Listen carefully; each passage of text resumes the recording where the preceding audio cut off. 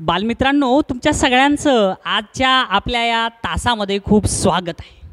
मला सांगा मुलांनो, 3 कोन असणाऱ्या आकृतीला काय म्हणतात? एकदम बरोबर आहे, त्रिकोण. आणि 4 कोन असणाऱ्या आकृतीला चौकोन. एकदम बरोबर आहे. आणि एकही कोन नाही अशा आकृतीला, अरे वा, एकदम फास्ट सांगितलं तुम्ही, वर्तुळ. तर आज आपल्याला 7वं प्रकरण वर्तुळ हे शिकायचं आहे. उदाहरण संग्रह 28 आपण पाहणार आहोत. मला एका प्रश्नाचं उत्तर द्या मुलांनो. वर्तुळ कशाला म्हणतात? एकही कोन नसणाऱ्या आकृतीला वर्तुळ. आता समजा हा वर्तुळ आहे, ठीक आहे. वर्तुळाचा केंद्रबिंदू कुठं असतो? एकदम बरोबर आहे, मध्यभागी हा केंद्रबिंदू. वर्तुळाला किती केंद्रबिंदू असतात? 7-8? नाही, 1 आणि 1च. एकदम बरोबर आहे. आता त्रिज्या कशाला म्हणतात बरं बाळांनो? या केंद्रापासून इकडं जर जोडणारी एखादी रेषा असेल तर त्याला काय म्हणायचं? त्रिज्या. समजलं? आणि वर्तुळावरील कोणताही बिंदू, आता समजा इथे एक बिंदू आहे आणि इथे एक बिंदू आहे, या 2 बिंदूंना जोडणारी जी रेषा आहे तिला काय म्हणायचं? जीवा. समजलं? आणि वर्तुळाच्या केंद्रबिंदूतून पण जीवा जाते बघा. आता समजा इथून सुरू केली आणि ह्या बिंदूपासून इथं टच झालं, तर आता इथला बिंदू जोडणारी रेषाच आहे ना ही पण वर्तुळाच्या केंद्रातून चालली आहे. तर सर्वात मोठ्या जीवेला काय म्हणायचं? व्यास. काय म्हणायचं बाळांनो? व्यास. समजलं तुम्हाला? थोडक्यात माहिती समजली. केंद्रबिंदू कशाला म्हणायचं, त्रिज्या कशाला म्हणायचं, जीवा कशाला म्हणायचं आणि व्यास कशाला म्हणायचं, थोडक्यात समजलं? ओके. आता आपल्याला उदाहरण संग्रह 28 मध्ये एक प्रश्न दिलेला आहे. काय प्रश्न आहे? पुढे दिलेल्या त्रिज्यांची वर्तुळे काढा. अरे किती सोपा प्रश्न आहे रे हे, फारच सोपा प्रश्न आहे. पहिला आहे 2 सेंटीमीटर. मग आता कसं काढायचं सांगतो तुम्हाला. सगळ्यात पहिल्यांदा हा भाग मोडतो मी. तुमच्या कंपासमध्ये जे साहित्य आहे त्या साहित्यामध्ये कंपासच असतं. हे बघा, हे कंपास. लक्षात आलं? व्यवस्थित पेन्सिलचं टोक व्यवस्थित टोकदार करून लावा. आणि असं लावायचं की हे आणि हे समान असावं. ह्याच्यापेक्षा हे उंच असू नये बरं का, आणि ह्याच्यापेक्षा हे खाली पण असू नये, किंवा हे उंच व्हायले आणि हे खाली व्हायले, असं असू नये. समजलं तुम्हाला कसं लावायचं ते? त्याच्यानंतर पट्टी घ्यायची आणि पट्टीमध्ये तंतोतंत अंतर घ्यायचं बरं का. हा हे 2 सेंटीमीटर पट्टी ठेवायची, 1 आणि 2. आता कुठून अंतर घ्यायचं? हे जिथं 0 असतंय ना तिथून अंतर घ्यायचं. बरोबर 0पासून अंतर मोजायचं बाळांनो. 1 आणि 2 पासून मोजला तर चुकलं. आता समजा हे इथं आहे, तर अंतर कुठून घ्यायचं? बरोबर 0 पासून. 0 म्हणजे कुठं येत आहे? हे बघा, हे तुमची पट्टी आहे. समजा इथं 1 दिलंय, तर 1 पासून मोजायचं नाही आहे, इथं 0 आहे. हे बघा, इथून मोजायचं. म्हणजे पोलादी टोक इथं ठेवायचं आणि पेन्सिलचं टोक 2 वर ठेवायचं. समजलं? अशा पद्धतीनं तंतोतंत मोजायचं आणि मोजून 2 आलं रे आलं. एकदा जर 2 माप आलं रे मुलांना, बघा हे 2 माप आलं, ह्याला पुन्हा कमी जास्ती करायचं नाही. आता पोलादी टोक कुठं ठेवायचं? हे पोलादी टोक बरोबर सेंटरला ठेवायचं आणि हलवायचं नाही पोलादी टोक. आणि 2 सेंटीमीटरचं व्यवस्थित तंतोतंत काढायचा प्रयत्न करा बरं.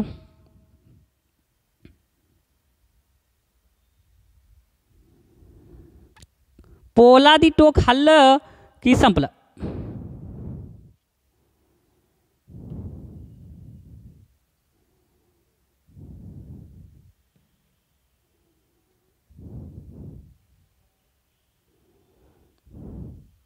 आलं? अशा पद्धतीनं बरोबर तुम्ही अशा पद्धतीनं हे 2 सेंटीमीटरचं वर्तुळ काढा. आता माझ्याकडं राईट इथं केंद्रबिंदू, जिथं पोलादी टोक टिंब चिटकलेला असतंय त्याला केंद्रबिंदू द्यायचा. कळालं मुलांनो? पहिला प्रश्न समजला. आणि त्याच्या खाली लिहायचं 2 सेंटीमीटर त्रिज्येचे वर्तुळ. त्रिज्येचे वर्तुळ. आता कळालं. आता अगदी तुम्हाला तसंच 4 सेंटीमीटरचं काढता येईल. हे चला बरं काढून दाखवा 4 सेंटीमीटरचं पटकन. चला मग आता अंतर कुठून घेणार? बरोबर 0 जिथून आहे हे बघा तिथून. आता समजा ही पट्टी आहे तुमची, बरोबर इथं ठेवायचं. ह्या शून्याच्या इथं पोलादी टोक आणि बरोबर 4 पर्यंत कुठं येतंय ते अंतर घ्या. 0 1 2 3 4 इथपर्यंत आलं.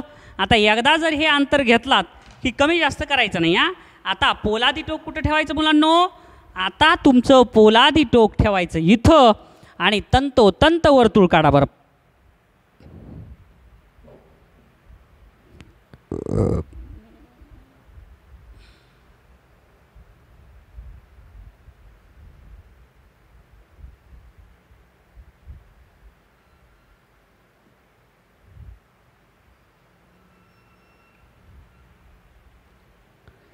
समजलं? आलं तुम्हालाही? आणि मग त्याच्या खाली काय लिहायचं? हे किती सेंटीमीटर त्रिज्येचं वर्तुळ आहे? तर 4. इथं केंद्रबिंदू लिहा आणि खाली लिहा 4 सेंटीमीटर त्रिज्येचे वर्तुळ. आता बघा पहिल्या प्रयत्नात येणार नाही पण दुसऱ्या प्रयत्नात येईल की नाही? चला मग आता 2 वर्तुळ जर आले तर पुढचं किती आहे? 3 सेंटीमीटरचं. चला बरं काढा लवकर.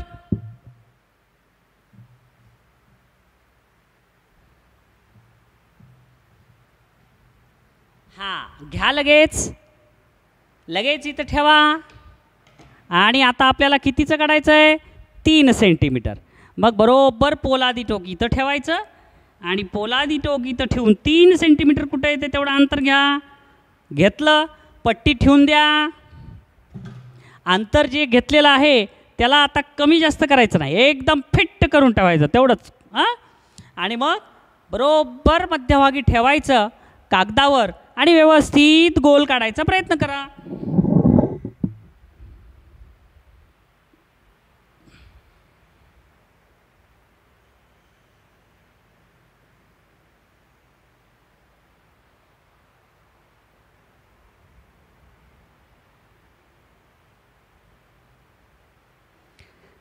आलं?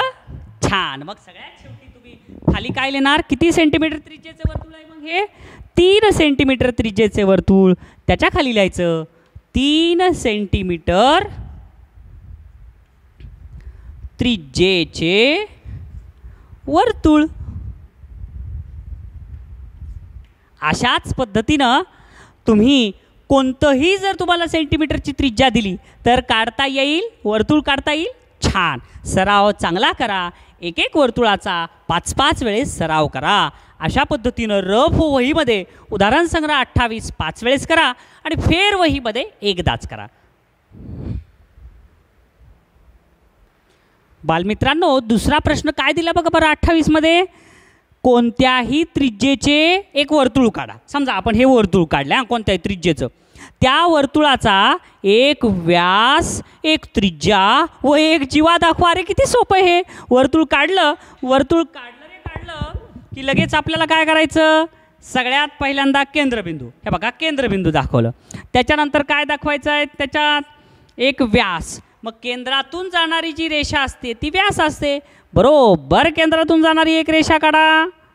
तंतोतंत नाव द्या ह्याला ए आणि इथं बी. ए बी झाला व्यास. समजलं? पुन्हा काय सांगितलं आपल्याला? एक त्रिज्या काढा. मग केंद्रातून वर्तुळाला स्पर्श करणारी, हे बघा इथं ओ आणि इथं पी. तर ओ पी काय झाली? त्रिज्या. पुन्हा काय म्हणलंय? एक जीवा दाखवा. आता वर्तुळावरचे कोणतेही 2 बिंदू जोडणारी रेषा. हे बघा इथून इथपर्यंत जीवा काढूया आपण. या इथून इथपर्यंत हे काय झालं? यम आणि हे यन. अशा पद्धतीनं आपण काय काय दाखवलं? वर्तुळाचा व्यास. मग इथं लिहावं लागल व्यास बरोबर रेख ए बी, जीवा बरोबर रेख यम यन आणि त्रिज्या बरोबर कोणती? रेख OP. समजलं? अशा पद्धतीने आपण दुसराही प्रश्न सोडवला. तर तुम्ही सुद्धा छान पद्धतीनं सोडवा. तुम्हाला खूप खूप शुभेच्छा. छान अभ्यास करा. Best of luck.